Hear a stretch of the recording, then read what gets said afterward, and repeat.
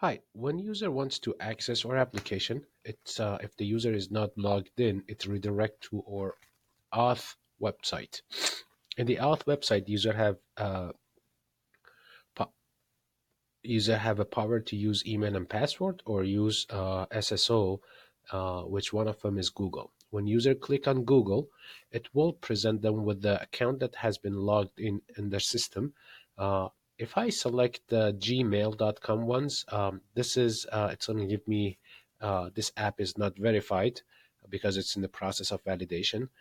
So I'll go and use the other one, it's googletech.com, which is a Google account domain as well. This one, let me go further, and it shows all the scopes that is required. And when user allow, it will redirect them to the application.